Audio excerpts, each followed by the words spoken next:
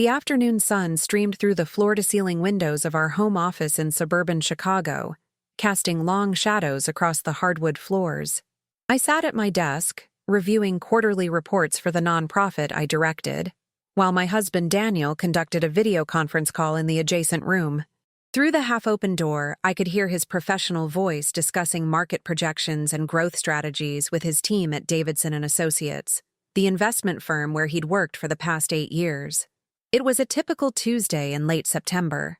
The maple trees lining our street in Naperville were just beginning to turn, hints of red and gold appearing among the green. Our daughter Sophie was at soccer practice, and our son Ryan had debate club after school. These quiet afternoon hours had become my most productive time, a pocket of peace between the chaos of morning drop-offs and evening activities. Daniel's phone buzzed on the kitchen counter where he'd left it charging. Normally, I wouldn't have looked. We'd been married for 15 years, together for 17, and we'd always maintained a healthy respect for each other's privacy. But something made me glance over. The screen lit up with a text notification. Melissa Carter. "I love that shirt on you." I stared at the message, my brain initially processing it as innocent. Melissa was Daniel's secretary, or executive assistant as the title had evolved. She'd worked for him for 3 years, efficient and professional during the few times we'd met at company events. A woman in her late 20s, attractive in that polished corporate way, always perfectly dressed and meticulously organized. But something about the message felt off. The casual intimacy of it. The fact that she was commenting on his clothing during a work meeting where presumably she could see him via video call. I walked over and picked up the phone. Daniel's passcode was our anniversary, 0614. He'd never hidden it from me. Another marker of the trust we'd built over nearly 2 decades together. My finger hovered over the screen. This was a line I'd never crossed. We didn't read each other's messages. We didn't snoop. We had trust. But trust was exactly what made my hand move, unlocking the phone and opening the message thread with Melissa Carter. What I found made my blood run cold. The messages went back months, hundreds of them. The most recent ones were professional enough. Meeting confirmations, document requests, schedule changes. But as I scrolled backward, the tone shifted, became warmer, more personal, flirtatious. Melissa. Working late again. At least I have good company. Daniel. You make the overtime bearable. Melissa. Did you get home okay last night? You seem tired. Daniel. Long day, but worth it. Further back, 3 months ago. Melissa. I can't stop thinking about yesterday. Daniel. Me neither. We should talk about this. Melissa. I know. This is complicated. Daniel. Very complicated. But I don't want to stop. My hands were shaking. I sat down heavily on one of the kitchen bar stools, still scrolling, looking for something that would make this make sense. Some context that would transform these messages from what they appeared to be into something innocent. There was no such context. I found photos. Nothing explicit, but intimate enough. Melissa at a restaurant table. Wine glass raised to the camera. Daniel's response. Beautiful. Wish I was there.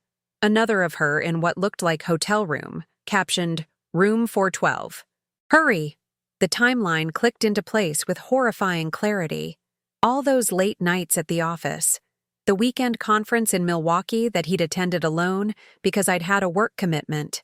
The business dinner in the city that had run so late he'd stayed at a hotel rather than drive home. How many lies.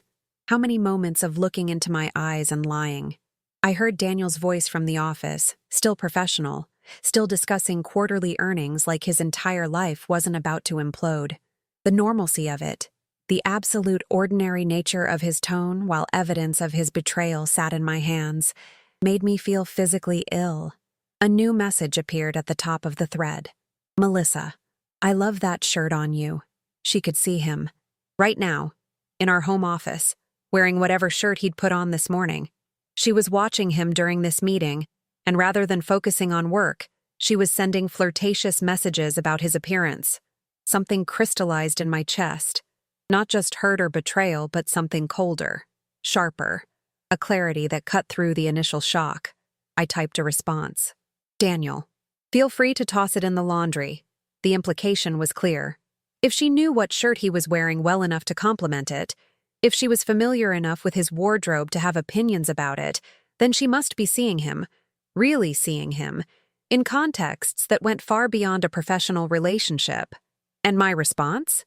It suggested I knew, that I was aware of just how close they'd become. I hit send and watched the message show as delivered, then read. In the office, I heard Daniel's voice falter mid-sentence. A pause. Then a muttered excuse about technical difficulties. Footsteps approached the kitchen. Daniel appeared in the doorway, his face pale, his phone. My phone, the one I was holding, no longer on the counter where he'd left it. Our eyes met. In that moment, everything we'd built together seemed to hang in the balance. 15 years of marriage, 2 children, a home, a life, a partnership that I'd believed was solid. Claire, he started. I held up the phone. How long? It's not what you think. I almost laughed. That's always what people say when it's exactly what someone thinks. He stepped into the kitchen, and I saw the calculation in his eyes, the rapid assessment of how much I knew, how much he could deny, what story might still salvage this. Don't, I said quietly. Don't insult me by lying more than you already have. I've read the messages. All of them. So when I ask how long, I want the truth. Daniel's shoulders sagged. Behind him, I could hear voices from his computer, his colleagues wondering where he'd gone, if he was coming back to the meeting. 4 months, he whispered. It's been 4 months. 4 months. A third of a year. All summer, while we'd taken the kids to Lake Michigan, while we'd celebrated our anniversary with dinner at the restaurant where he proposed, while we'd made love and made plans and made 1,000 small decisions about our shared future. Is it love? I asked, surprised by how steady my voice was. What? Do you love her? Is this about love, or is it just sex and excitement and the thrill of doing something forbidden? Daniel stared at me. Claire, I don't know how to answer that. Then let me make it easier. I want you to pack a bag. I want you to leave this house. And I want you to figure out what the hell you want from your life, because whatever it is, it clearly isn't what we have here. Claire, please, let's talk about this. We're done talking. You've been talking to Melissa for 4 months. You've said everything you needed to say to her. Now you have nothing left to say to me that I want to hear. What about the kids? The question landed like a punch. Sophie and Ryan. Our 12-year-old daughter who adored her father. Our 9-year-old son who wanted to be just like him. What about them? I asked. Were you thinking about them when you were checking into hotel rooms with your secretary? That's not fair. Fair? My voice rose for the first time. You want to talk to me about fair? You've been cheating on me for 4 months, Daniel. You've been lying to our children every single day. Don't talk to me about fair. From the office, a voice called out. Daniel, you still there, buddy? You need to finish your meeting, I said, my tone cold. Go back to work. Smile for the camera. Pretend everything's fine. You're good at that. Claire, go. Before I walk in there and tell all your colleagues exactly why you're distracted. He hesitated, then turned and walked back to the office. I heard him make excuses, blame the Wi-Fi, restart his presentation. The performance was flawless. I set his phone on the counter and walked upstairs to our bedroom, the room we'd shared for 10 years since we'd bought this house. The bed we'd made love in, argued in, comforted each other in during hard times. Had he brought her here? Into our home? Into our bed? I pulled out my own phone and called my sister, Rachel. Hey, Claire, what's up? Daniel's having an affair. The words came out flat, emotionless. What? Are you serious? His secretary. 4 months. I found the messages. Oh my God. Claire, I'm so sorry. Where are you? Are you okay? I'm home. I paused, trying to assess how I actually felt. I'm angry. I'm hurt. But Rachel, I'm also relieved. Relieved? I felt something was off for months. Little things that didn't quite add up. I thought I was being paranoid, that I was imagining things. Finding out I was right is awful, but at least I'm not crazy. What are you going to do? I looked around the bedroom, at the wedding photo on the dresser, the family portraits lining the hallway, the life we'd built that now felt like a lie. I don't know yet, I admitted. But whatever I do, it's going to be on my terms, not his. After I hung up with Rachel, I sat on the edge of the bed and let myself feel everything I'd been holding back. The betrayal, the humiliation, the grief for what I'd lost. Not just Daniel, but the version of our marriage I'd believed in. But underneath all of that was something else. Something unexpected. Determination. I wasn't going to fall apart. I wasn't going to let this destroy me. I'd spent 15 years building a life, a career, a family. Daniel's choices had damaged that life, but they didn't get to define it. I heard the front door open and close. His meeting must have ended. Footsteps on the stairs. Daniel appeared in the bedroom doorway, looking wrecked. "I ended it," he said. "I called Melissa and ended it. Right now. It's over." I looked at him. "Good for you. Now pack your bag and leave." "Claire, please, let me explain. Let me try to fix this." "There's nothing to explain that I don't already understand. You were bored or flattered or going through some kind of crisis, and instead of talking to me about it, you decided to sleep with your secretary. Is that about right?" He flinched. "It's more complicated than that." "It really isn't. Now pack. You can stay with your brother or get a hotel. I don't care. But you're not staying here tonight. What about Sophie and Ryan? They're at practice until 6. You'll be gone by then. Tomorrow we'll figure out what to tell them. But tonight, I need you gone." Daniel stared at me like he was seeing me for the first time. Maybe he was. In 15 years, he'd never seen me like this. Cold, decisive, unwilling to be moved by tears or apologies. "I love you," he said desperately. "I made a terrible mistake, but I love you."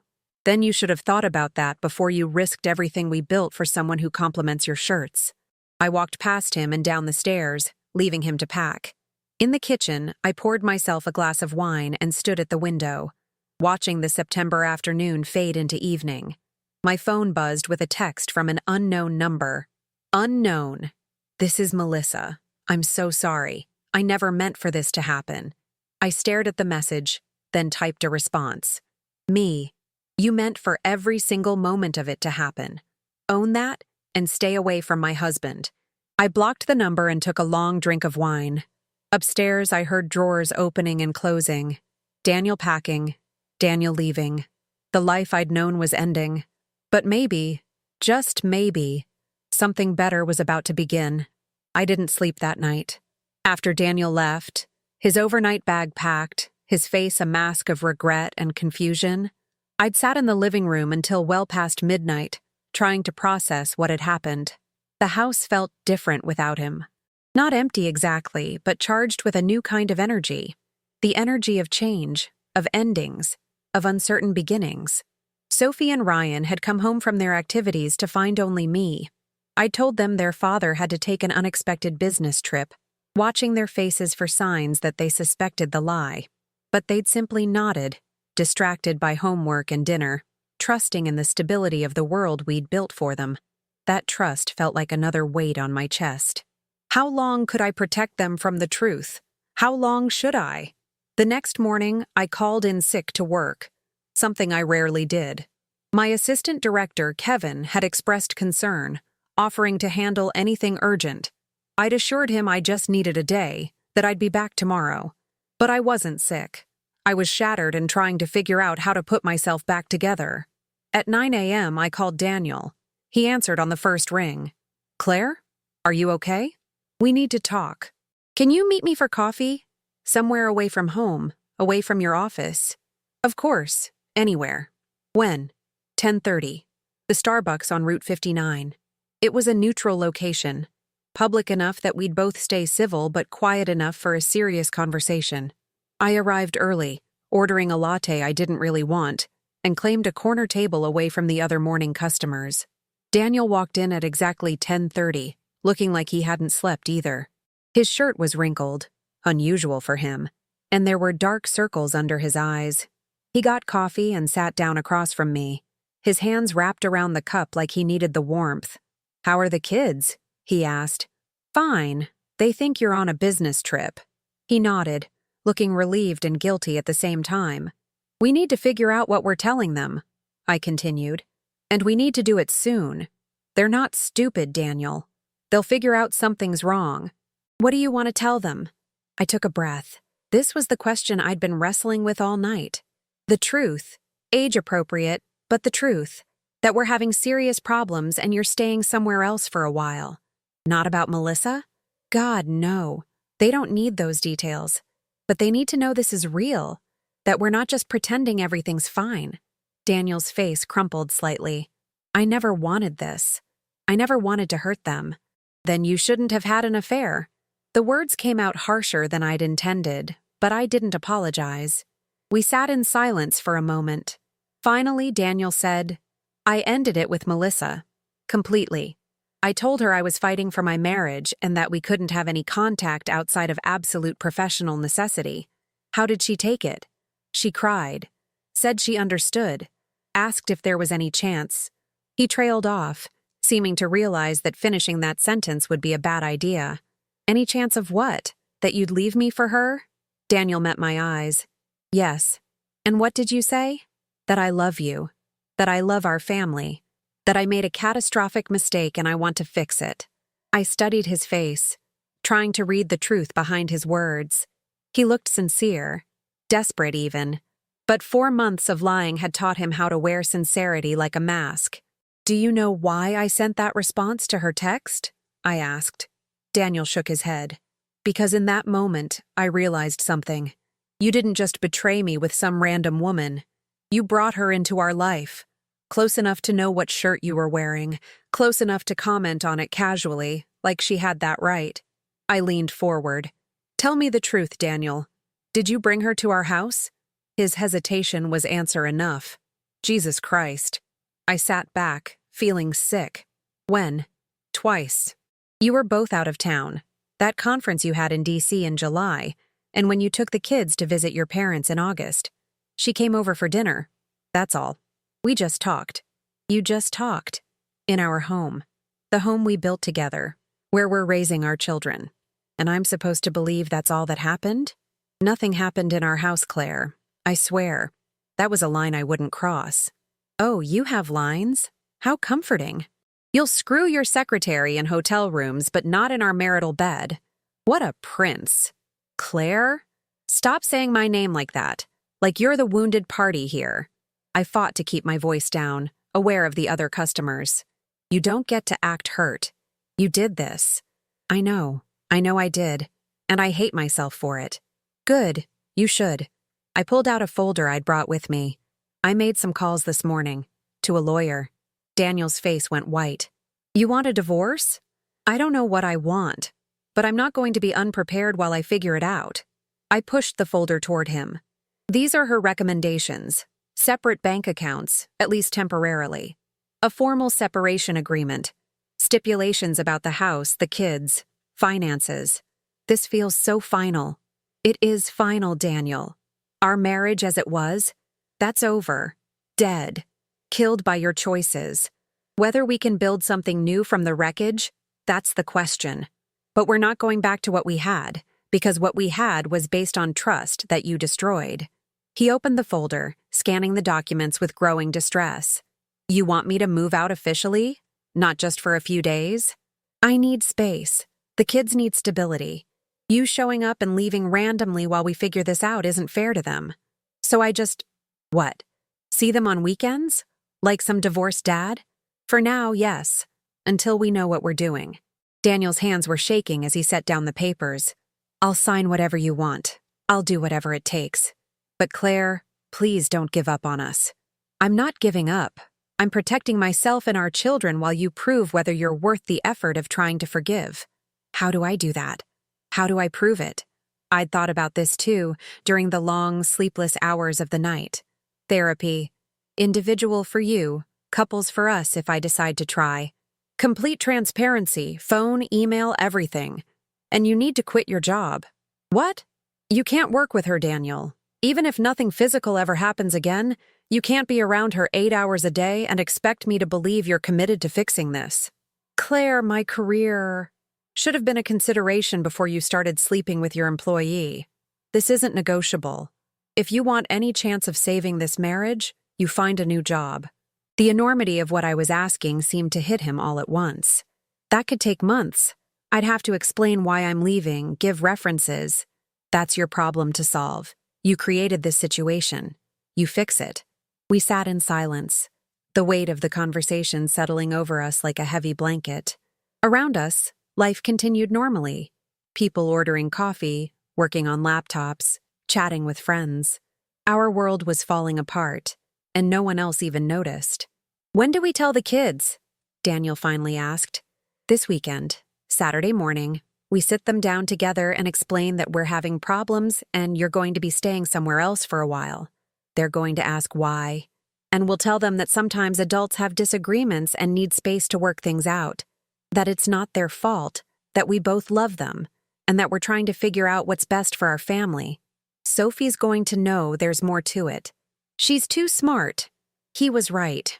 Our daughter had inherited both our analytical minds and my intuition. She'd sense the deeper truth. Then we tell her that Daddy made some choices that hurt Mommy, and we're working through it. We don't give details, but we don't lie either. Daniel buried his face in his hands. "I've ruined everything." "Yes," I agreed. "You have.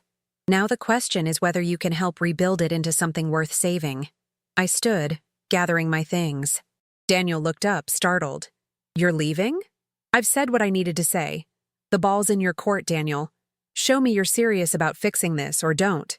But either way, I'm moving forward with my life." "I love you," he said desperately. I looked at him. This man I'd loved for 17 years, who'd given me 2 beautiful children, who'd been my partner in building a life. The man who'd also betrayed me in the deepest way possible. "I loved you too," I said quietly. "I'm just not sure if that's enough anymore." I left him sitting there, walked to my car, and drove home. Only when I was safely in the garage, door closed, did I let myself cry. The weekend conversation with Sophie and Ryan was every bit as difficult as I'd anticipated. We sat them down in the living room, Daniel and I on opposite ends of the couch, the kids in chairs facing us. The formality of it immediately put them on edge. "What's wrong?" Sophie asked, her voice tight with worry. "Is someone sick?" "No, honey," I assured her. "Everyone's healthy. But Dad and I need to talk to you about some changes happening in our family." Ryan's eyes widened. "Are you getting divorced?" The directness of the question, the fear in his 9-year-old voice nearly broke me. "We don't know yet," I said honestly. "We're having some serious problems, and we need time apart to figure things out." "What kind of problems?" Sophie demanded. At 12, she was old enough to demand real answers. Daniel and I exchanged a glance. We'd agreed on our approach, but saying the words out loud to our children felt impossible. "I made some very bad choices," Daniel said quietly. "Choices that hurt Mom. And we're trying to figure out if we can work through it." "What choices?" Sophie pressed. "Adult problems," I intervened. "The specifics aren't appropriate for us to share with you. What's important is that this isn't your fault. Nothing you did cause this, and both Dad and I love you very much. But Dad's moving out?" Ryan's lower lip was trembling. "Just for a while," Daniel said. "I'm getting an apartment nearby. You can visit whenever you want. I'll still see you all the time." "This is like Tommy's parents," Ryan said, referring to a friend whose parents had divorced last year. They said it was temporary, too. Now Tommy only sees his dad every other weekend. The observation hit like a physical blow. I wanted to promise him that wouldn't happen to us, but I couldn't make guarantees I might not be able to keep. "Every family is different," I said carefully. "We're trying to do what's best for all of us. Sometimes that means making hard changes." Sophie was crying silently, tears streaming down her face. "You promised. When Tommy's parents split up, you both promised that would never be us." Daniel moved to comfort her, but she pulled away. "You lied. You're just like everyone else. You lied." She ran upstairs, her door slamming hard enough to shake the house. Ryan followed, moving more slowly, looking back at us like he was trying to memorize our faces before everything changed. Daniel and I sat in the living room, the silence heavy between us.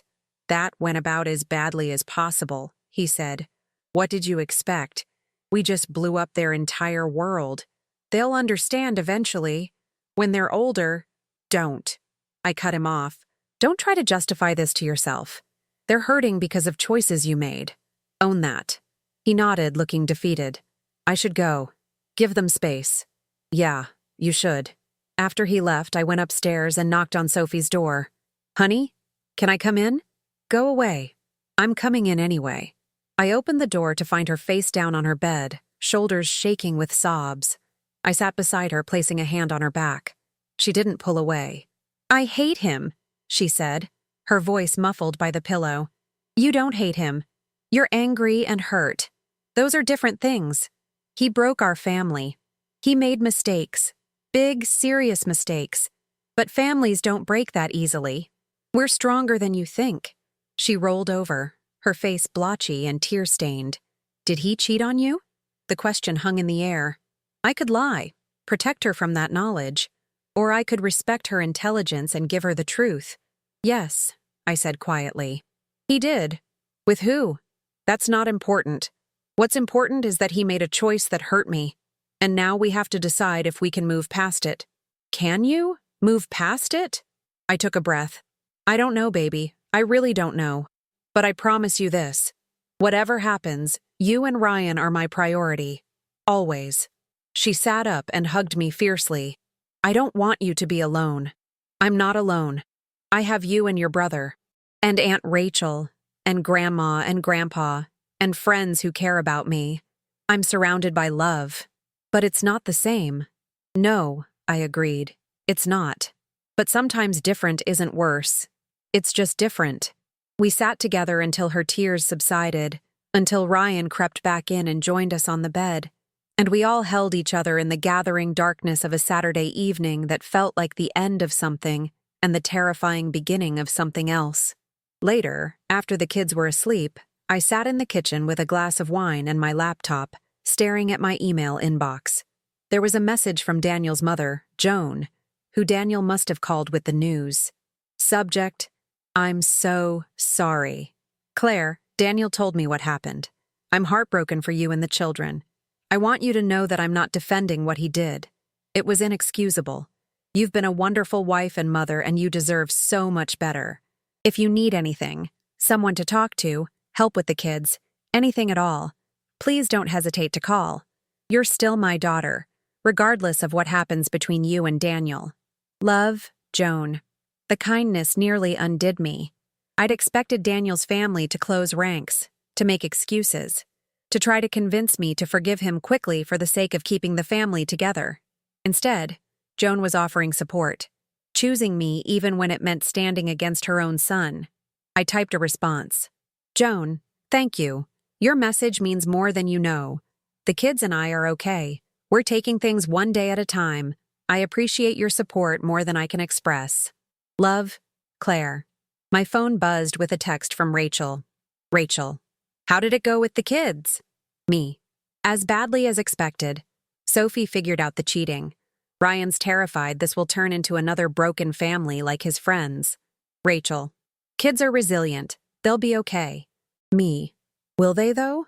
Or are we just telling ourselves that to feel better about the damage we're doing? Rachel. You're not doing any damage. Daniel did. Don't take on his guilt. Me. Easier said than done. Rachel. Come over tomorrow, bring the kids. Let them play with their cousins while you and I drink wine and eat our feelings. Me. That actually sounds perfect. I closed my laptop and headed upstairs, checking on both kids before going to my own bedroom. The bed felt enormous without Daniel. I'd always been an independent person, comfortable in my own company. But 15 years of sharing a bed creates muscle memory. My body didn't know how to sleep in all that space. I turned on the TV for background noise and tried to quiet my racing mind. Questions spiraled endlessly. Should I fight for this marriage or let it go? How much was my pride versus genuine hope for reconciliation? What did I owe our children versus what I owed myself? There were no easy answers. Only the slow, painful work of figuring out who I was now that the foundation of my life had shifted. Tomorrow I'd go to Rachel's. Next week, I'd go back to work. The week after, I had the first appointment with the marriage counselor I'd found. If Daniel followed through on scheduling his individual therapy, one day at a time, one decision at a time, one breath at a time, it was all I could do. 3 weeks into our separation, I was starting to find a rhythm. The kids had adjusted to the new normal. Dad in an apartment across town, weeknight dinners with just the three of us, weekend custody arrangements that felt awkward but functional. Work had become my refuge, a place where I could focus on problems that had clear solutions. It was a Thursday evening, and I was reviewing grant applications in my home office when my phone rang. An unknown number, but with a Chicago area code. Hello? Mrs. Hayes? This is Jennifer Ostroff. I'm a partner at Davidson & Associates. I straightened in my chair, immediately alert. Jennifer was Daniel's boss, the woman he reported to directly. We'd met a few times at company events, and I'd always found her sharp and no-nonsense. Hello, Jennifer. What can I do for you? I'm calling about a somewhat sensitive matter. Are you able to talk? Of course. There was a pause, then. I'm aware that you and Daniel are having marital difficulties. I want to be clear that I'm not calling to insert myself into your personal life. However, something has come to my attention regarding the situation with Melissa Carter that I believe you should know. My grip tightened on the phone. I'm listening. Melissa came to me yesterday requesting a transfer to our Boston office. During that conversation, she made some claims about her relationship with Daniel that don't align with the timeline I'd been given by him. What kind of claims? She stated that their relationship began approximately 18 months ago, not 4 months. She also indicated that Daniel had made promises to her about leaving his marriage that she now realizes won't be fulfilled. The words hit like a physical blow. 18 months, not 4. More than 3 times as long as he'd admitted. Are you still there, Mrs. Hayes? Yes, I'm just processing. Why are you telling me this? Because while I'm sympathetic to Melissa's position to some degree, I'm also a woman who's been lied to by a man who claimed to be in an unhappy marriage. I know what it feels like to be the other woman, to believe promises that were never going to be kept. But I also know that wives deserve the truth. She paused. And frankly, this situation has become a liability for the company. I needed to address it professionally, which means understanding the full scope of what occurred. What did you do? Professionally? I've initiated an investigation into whether company policy was violated. If it's determined that Daniel engaged in inappropriate conduct with a subordinate, there will be consequences. I wanted you to be aware in case this becomes public or affects any financial matters between you and Daniel. I closed my eyes, trying to steady my breathing. Thank you for calling. I appreciate your honesty. For what it's worth, I'm sorry you're going through this. You've always struck me as a remarkable woman. Daniel is a fool. After we hung up, I sat in my office, staring at nothing, trying to absorb this new information. 18 months, a year and a half. That pushed the timeline back to, I did the mental math, March of last year, right around when Sophie had started middle school. When Ryan had broken his arm falling off the jungle gym and I'd spent 3 nights sleeping in his room to comfort him. While I'd been mothering our children, nursing them through illnesses and fears and growing pains, Daniel had been building an entire separate relationship. For a year and a half, I pulled up my phone and called Daniel. Claire, hi, is everything okay? I just got a very interesting call from Jennifer Ostroff. Silence. Then, quietly, what did she say? That Melissa told her your affair lasted 18 months, not 4. Claire, don't. Don't you dare say it's not what I think, or I can explain. Just tell me the truth. Did you lie about the timeline? More silence. Then, in a voice barely above a whisper, yes. The admission, even though I'd expected it, still felt like a gut punch. Why? Because 4 months sounded bad enough. I thought if you knew it was longer, you'd never forgive me. I thought I could contain the damage. By lying more? That was your strategy? I know how it sounds. No, I don't think you do. Because if you did, you wouldn't have thought it was acceptable to compound betrayal with more deception. I stood, pacing my office. 18 months, Daniel. You looked me in the eye every single day for a year and a half and lied. I never stopped loving you. Stop. Just stop. You don't get to claim you love someone while you're systematically deceiving them. That's not love. That's ownership. That's wanting to keep all your options while committing to none of them. What do you want me to say? I want you to say the truth. All of it. Not the sanitized version you think I can handle. The actual truth. I heard him take a shaky breath. Fine. You want the truth? We started getting close about a year and a half ago. It was just talking at first. Then it became more. We slept together for the first time in April of last year, at a conference in New York that you couldn't attend because of Sophie's school play. I remembered that play. I'd been so proud watching Sophie perform, had texted Daniel pictures and videos throughout the evening. He'd responded with heart emojis and congratulations, while sleeping with another woman. It continued from there. Daniel continued, his voice hollow. Sometimes at hotels, sometimes when I traveled for work. Twice when you were out of town, she came to the house. You said twice was just dinner. It was dinner, and more. I felt bile rise in my throat. In our bed? Yes. The word was simple, devastating. I sank back into my chair, unable to stand anymore. The Milwaukee conference?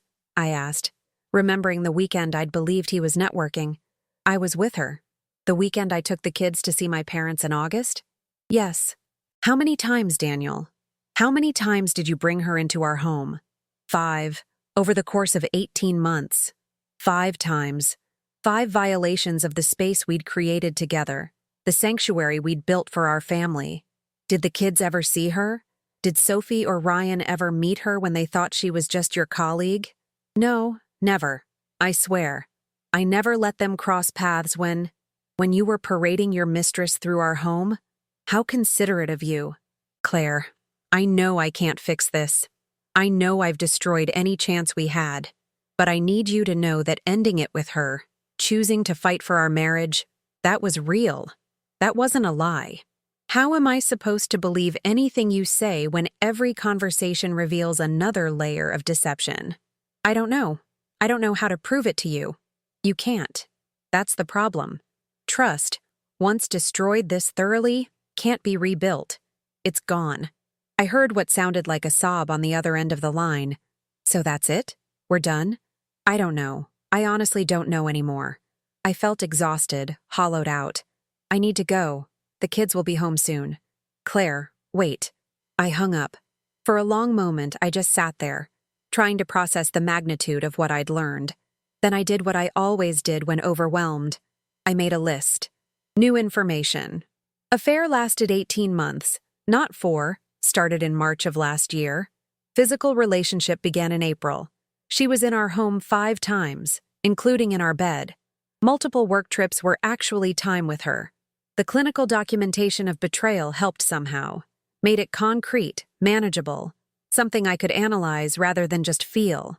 My phone buzzed with a text from Rachel. Rachel, you okay? You sound off in your last message. Me. Found out the affair was 18 months, not 4. He's been lying about the timeline. Rachel. That son of a bitch. Me.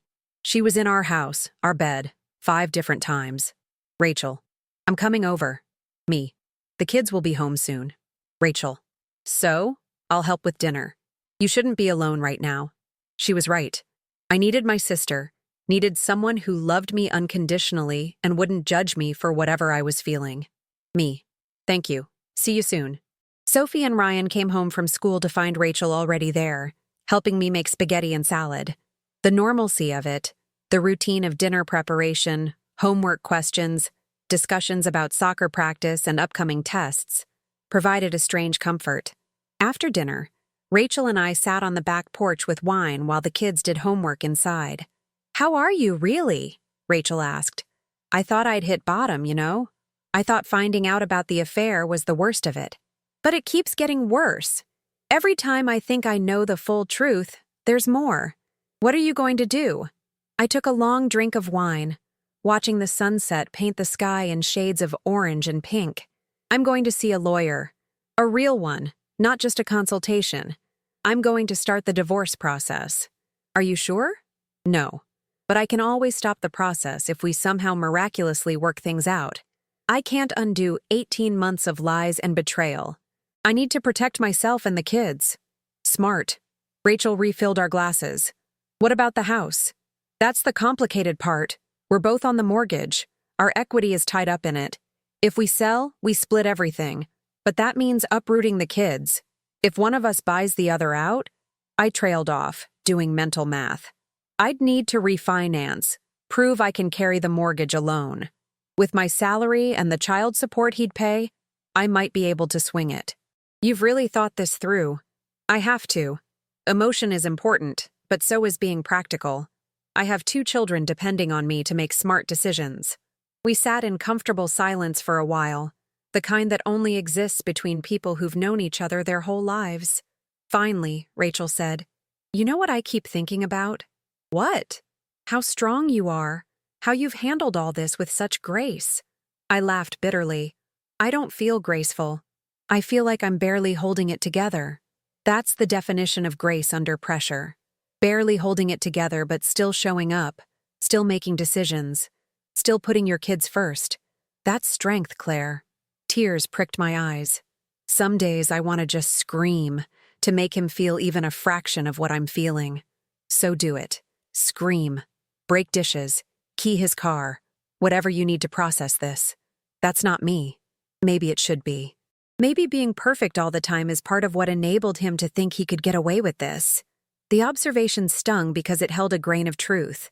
I'd prided myself on being low maintenance, on not being a naggy wife, on giving Daniel space and trust.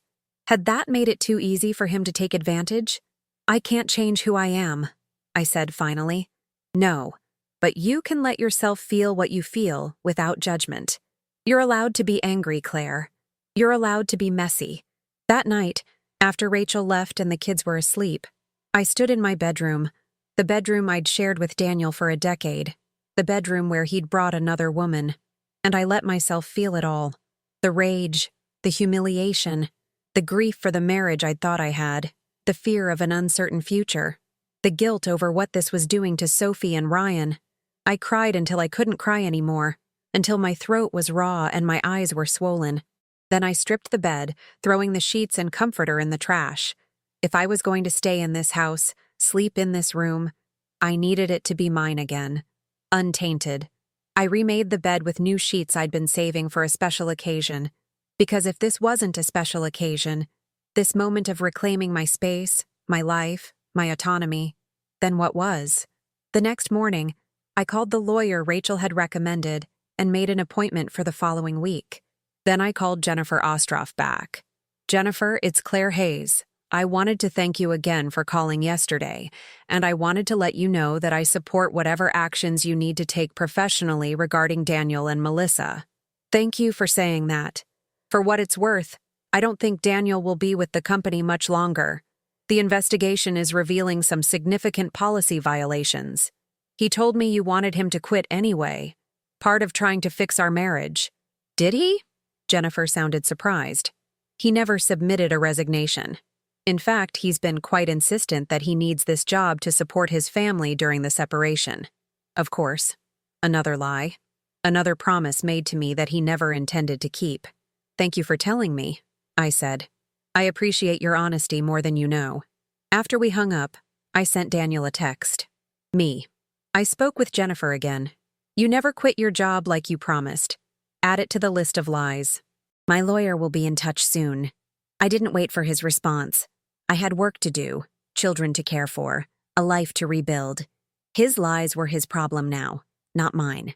The law offices of Martinez and Chen occupied the 15th floor of a downtown Chicago high-rise, all sleek glass and modern furniture that spoke of success and discretion. I sat in the waiting area, my hands folded in my lap, trying to project a calm I didn't feel. "Mrs. Hayes? Julia Martinez will see you now." I followed the receptionist down a hallway lined with abstract art to a corner office with a view of the Chicago River.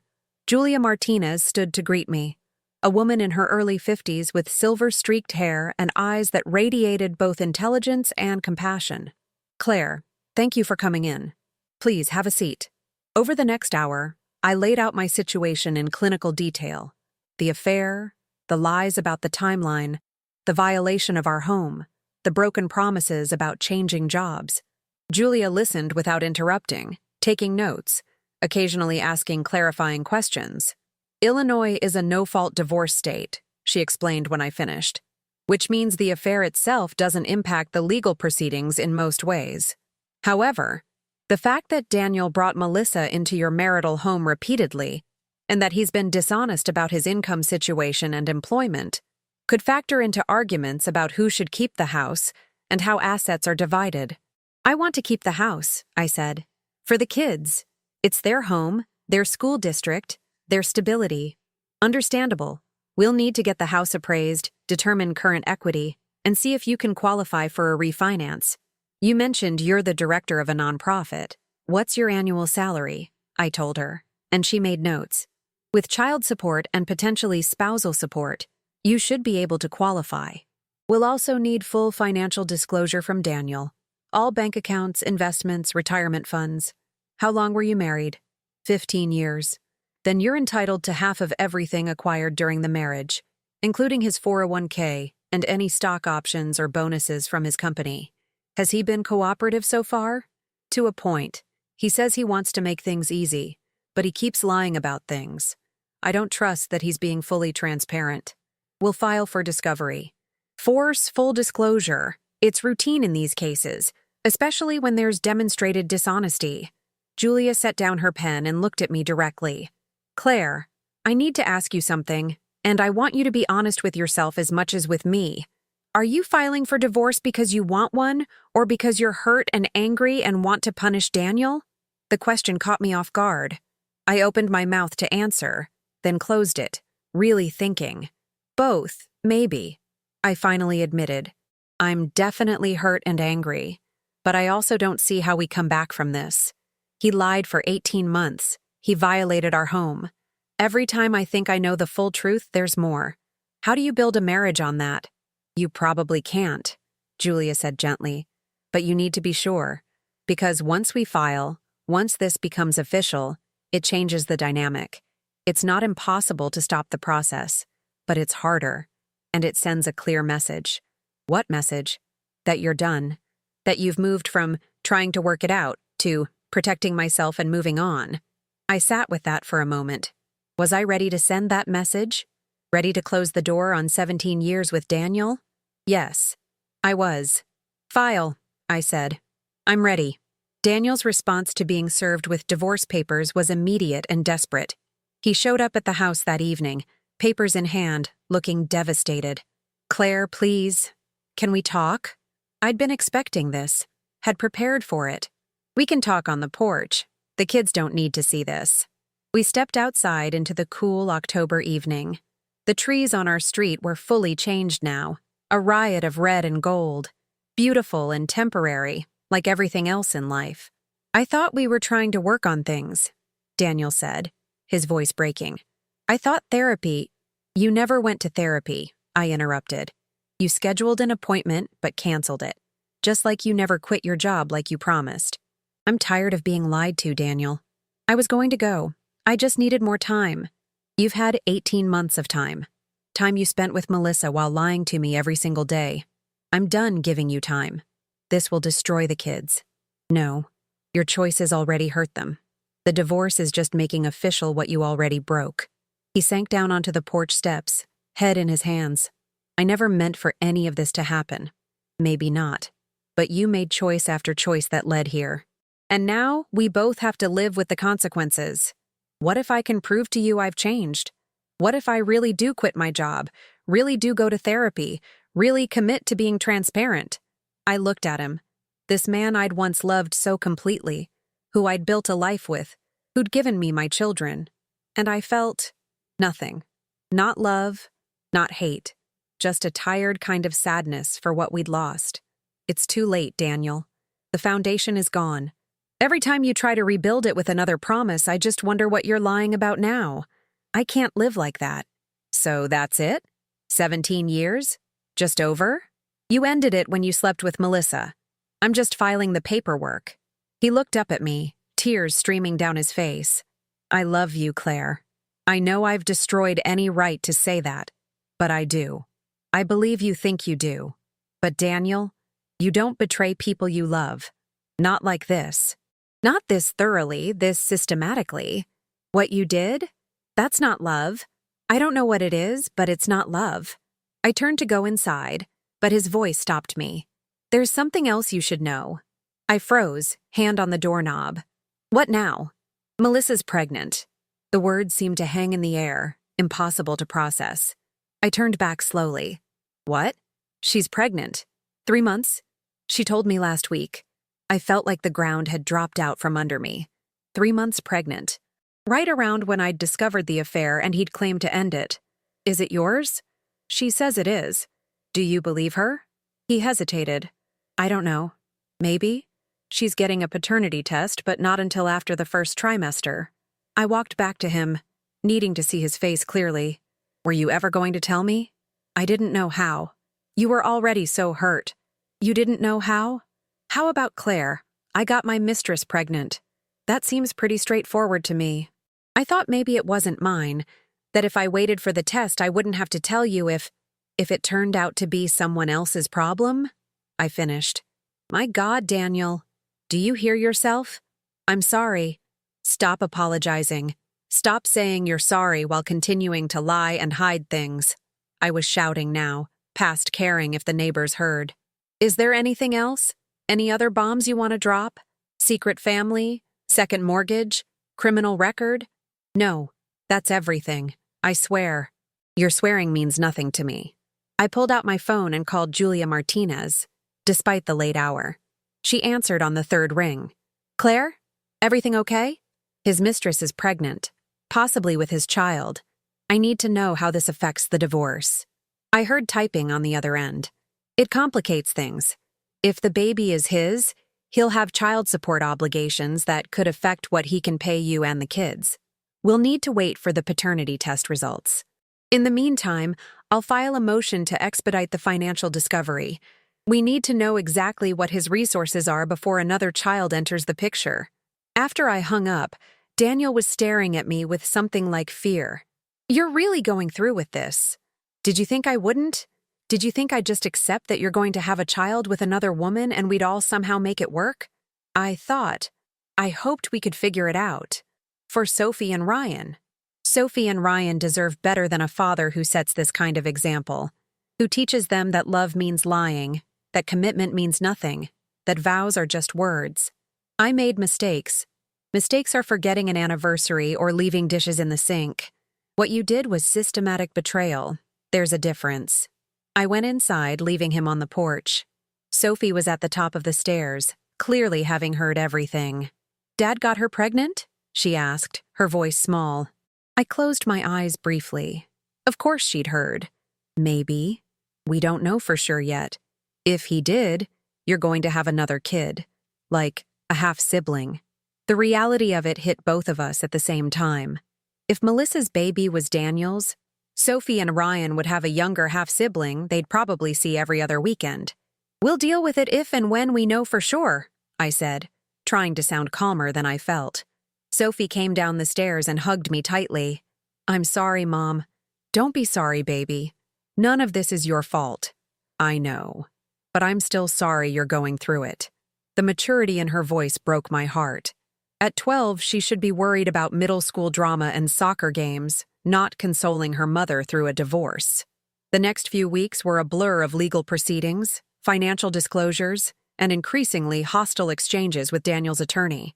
He was fighting me on the house, claiming he couldn't afford to let me buy him out while also paying child support for 3 children if Melissa's baby turned out to be his. I threw myself into work, taking on extra projects, volunteering for committees I'd normally avoid, anything to keep my mind occupied. It was during one of these late nights at the office that my assistant, Kevin, knocked on my open door. Got a minute? Of course. What's up? He closed the door behind him, looking uncomfortable. I debated whether to tell you this, but I think you should know. My boyfriend works at Davidson & Associates, in HR. I set down my pen, giving him my full attention. There's talk that Daniel's being investigated for more than just the relationship with Melissa. Apparently, there were expense reports that don't quite add up. Dinners and hotels charged to the company that might have been personal. How personal are we talking? Like, with Melissa. He may have been using company funds to pay for their affair. I sat back, absorbing this. If true, it wasn't just unethical. It was potentially criminal. Fraud. Embezzlement. Is your boyfriend sure? Sure enough that he thought you should be prepared. If Daniel gets fired for cause, it could affect his ability to pay support. Or it could mean the company sues him for repayment, which would affect our asset division. Kevin nodded sympathetically. I'm sorry. I know this is the last thing you need. After he left, I called Julia again. We need to accelerate everything, I told her. There's a possibility Daniel's about to be fired for embezzling company funds. I need our asset division settled before that happens. I'll file a motion for an expedited hearing.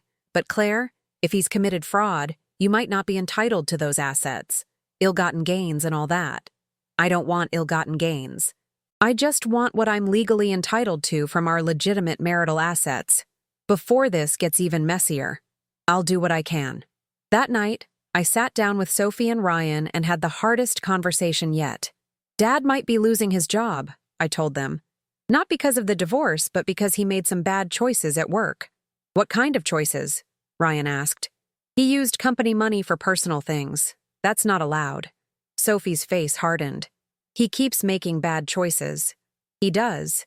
And those choices have consequences. One of which might be that we have less money than we're used to. Are we going to be poor? Ryan's eyes were wide with worry. No, honey. We'll be fine. I have a good job, and we'll make it work. But there might be changes. Fewer takeout dinners, being more careful with spending. That's okay, Sophie said firmly. We don't need Dad's money anyway. I wished I could be that certain.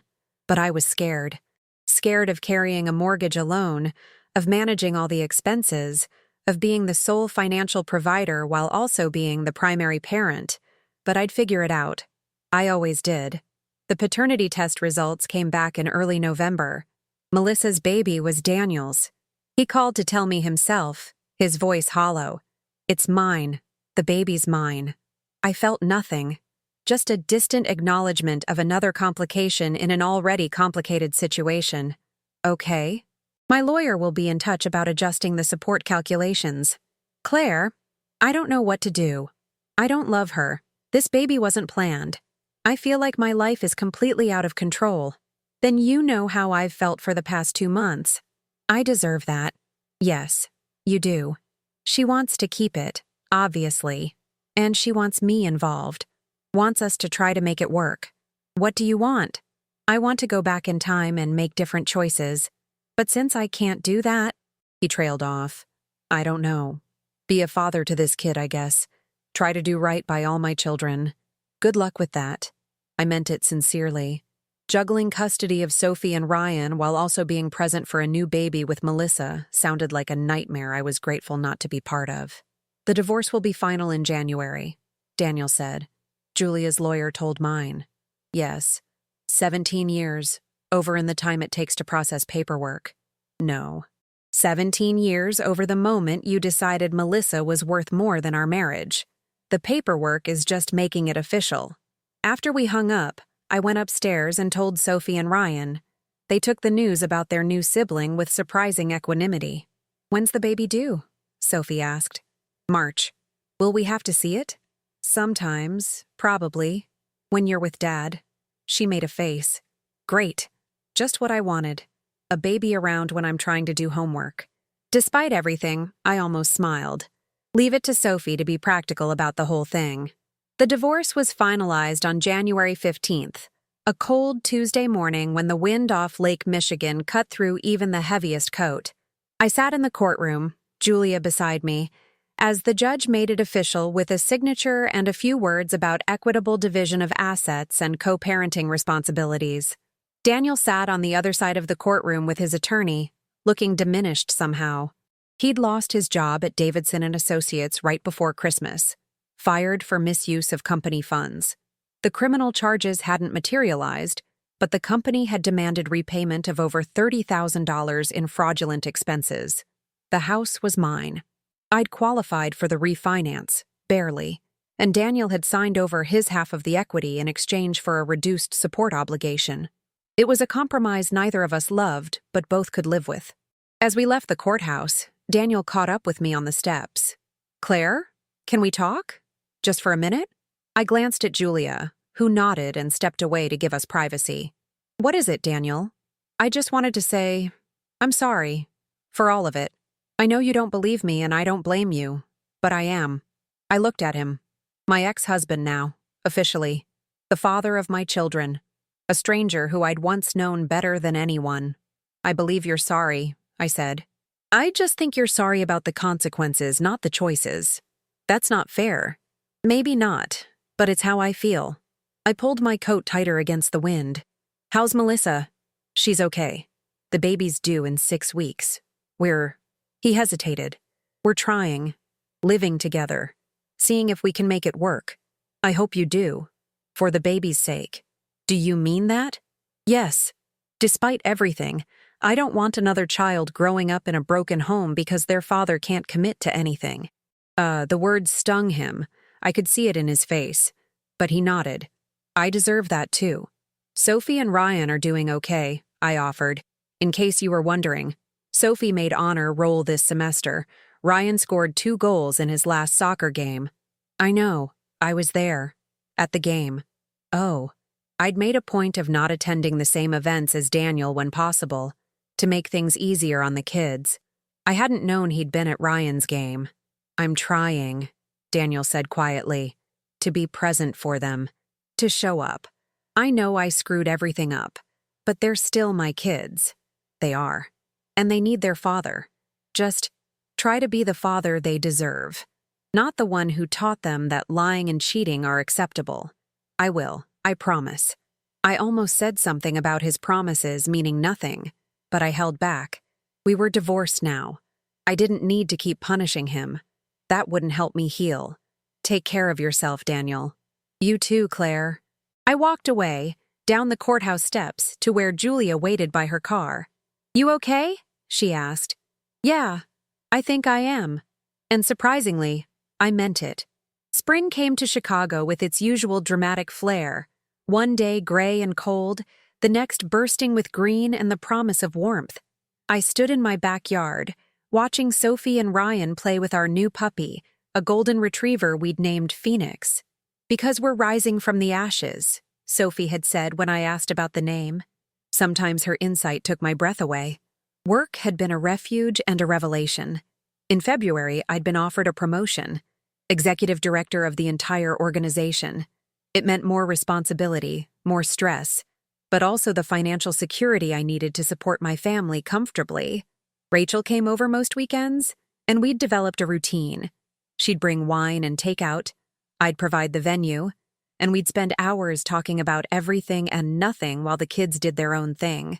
"You seem lighter," she observed one Saturday evening in late April. We were sitting on the back porch, watching Phoenix chase butterflies. "I feel lighter. Like I've been carrying something heavy for so long that I didn't even notice until I put it down. The divorce is final. Daniel's moved on with Melissa. The kids are adjusting. You've made it through the worst." "I have. And you know what? I'm actually happy. Not despite everything that happened, but maybe in some ways because of it." Rachel raised an eyebrow. "Explain." "I spent 15 years in a marriage where I made myself smaller to accommodate Daniel's ego, where I downplayed my successes so he wouldn't feel threatened, where I did everything right according to some script I didn't even know I was following." I took a sip of wine. "And then he cheated anyway. All that trying to be perfect, to be enough, and it didn't matter. He still made his choices." That sounds depressing. It's actually liberating. Because if nothing I did could have prevented it, then I'm free. Free to be as successful as I want, as ambitious as I want, as messy and imperfect as I want. I don't have to perform for anyone anymore. Look at you, having revelations. I laughed. Therapy helps. Dr. Morrison is earning every penny. The kids ran over, Phoenix bounding between them. "Mom, can we have a sleepover next weekend?" Sophie asked. "Emily and Jenna want to come over." "Sure, as long as you clean your room first." She rolled her eyes but grinned. "Deal." After they ran off, I thought about how far we'd all come. Sophie was thriving in school, had made new friends, seemed genuinely happy. Ryan had his moments of sadness about the divorce, but he was also resilient in that way kids can be when they feel secure. My phone buzzed with a text from an unknown number. Unknown. Hi, Claire. This is Jennifer Ostroff. I hope it's okay that I'm reaching out. I wanted to let you know that we have an opening for a VP of Strategic Partnerships at our firm. Given your background and the excellent work I've seen from you, I thought you might be interested. No pressure. I know you've had a lot going on. But I wanted to make sure you knew about the opportunity. I stared at the message. Jennifer Ostroff, reaching out to offer me a job. At the firm where Daniel used to work, where the whole mess had started. The irony wasn't lost on me. But as I thought about it, I realized the opportunity was perfect. Better title, better pay, a role that would leverage everything I'd learned in the nonprofit sector while challenging me in new ways. And maybe there was something poetic about it. Daniel's affair had cost him his career. Why shouldn't I benefit from the opportunity that created me? Thank you for thinking of me, Jennifer. I'd definitely be interested in learning more. Can we set up a time to talk? Jennifer. Absolutely. How's Tuesday at 10? Me. Perfect. See you then. I set down my phone and smiled. What? Rachel asked, noticing my expression. I think I just got offered my ex-husband's old job. Rachel burst out laughing. That's amazing. Are you going to take it? Maybe. Depends on the details. But I'm definitely going to explore it. That's my girl. Turn his disaster into your opportunity. I took the job. It was the right move professionally, and symbolically it felt like reclaiming power. The first day, I walked into the downtown office, rode the elevator to the 20th floor, and settled into the corner office that had once been Daniel's. Jennifer had been explicit that they were hiring me for my skills and experience, not because of any connection to Daniel. In fact, she'd worked hard to ensure our professional relationship was completely separate from my personal history. I don't want you to feel like you're walking into his shadow, she'd said during my final interview. This role is yours because you've earned it. The kids adjusted to my new schedule. I had more flexibility than before, better pay, better resources. We could afford things that had seemed impossible during the lean months of the divorce. One evening in June, 6 months after the divorce was finalized, Daniel called. Hey, Claire, is this a good time? Sure. What's up? I wanted to let you know. Melissa and I are getting married. I waited for some feeling to emerge. Jealousy? Anger? Relief? But there was just acknowledgement. Congratulations. When? Small ceremony next month. Just family. I wanted to tell you before I told Sophie and Ryan. That's considerate. How's the baby? Emma's great. 3 months old now. She's wonderful, Claire. I heard the love in his voice when he talked about his daughter, and I was genuinely happy for him. Not in the way of wanting him back, but in the way you're happy for anyone finding joy. I'm glad, really. How are you? I heard you took the VP role at my old firm. I did. It's been challenging but good. That's great. You deserve success. We chatted for a few more minutes about logistics for the kids' summer schedule, about Sophie's interest in joining the debate team, about Ryan's improving soccer skills. It was almost friendly, this conversation, almost like we were just two people who happened to share children, rather than two people whose marriage had imploded in spectacular fashion. After we hung up, I realized something. I'd forgiven him. Not in the sense of forgetting what happened or excusing it, but in the sense of letting go of the anger and hurt. They'd served their purpose, protected me, motivated me, pushed me to build a better life. But I didn't need them anymore. Daniel would always be part of my life because of Sophie and Ryan. But he didn't have to be a source of pain. That felt like freedom. 1 year after that message from Melissa, 1 year after my world had blown apart, I stood in the same spot in my kitchen where I'd first picked up Daniel's phone. The house looked different now. I'd redecorated, painted walls, bought new furniture, made it mine in a way it hadn't been before. The kids' artwork covered the refrigerator. Phoenix's toys were scattered across the living room floor. It was messy and imperfect and absolutely beautiful. Sophie wandered in, now 13 and somehow looking more like a young woman than a child. Mom, can I ask you something? Always. Do you regret it? Divorcing Dad? I considered the question carefully. No.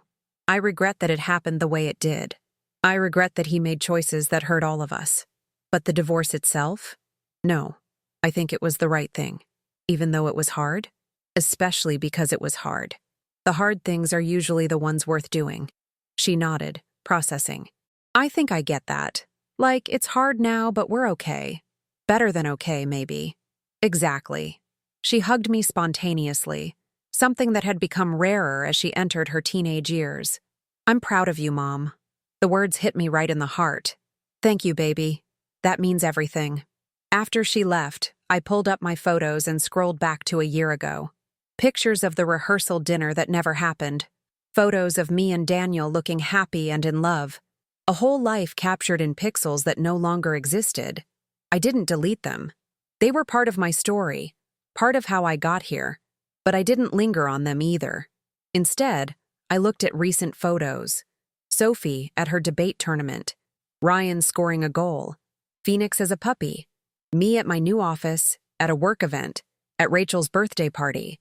A life fully lived, fully mine. My phone buzzed with a text from a colleague I'd been getting to know. Michael, still on for dinner Saturday? I found a great Italian place in the West Loop. Me, absolutely. Looking forward to it. It wasn't a date, not officially, but it was the first time in over a year that I'd said yes to dinner with a man who wasn't my ex-husband or related to me. It felt like possibility. Like maybe I was ready to imagine a future that included more than just work and kids and healing. Maybe I was ready to risk being hurt again because the alternative, staying closed off forever, was worse. Or maybe it was just dinner, and I was overthinking it. Either way, I was moving forward, building a life I could be proud of, showing my children that even when things fall apart, you can survive, you can thrive, you can rise from the ashes like a phoenix and create something even better than what you lost. As I got ready for bed that night, I thought about that text I'd sent to Melissa a year ago. Feel free to toss it in the laundry. At the time, it had been an accusation, a way of saying I knew what was happening, that I wasn't blind to their affair. But now I saw it differently. I'd given them permission to take responsibility for the mess they'd made, to clean up their own laundry, so to speak. And in doing so, I'd freed myself from having to do it for them. That felt like the perfect ending to this chapter of my life, and the perfect beginning to the next one.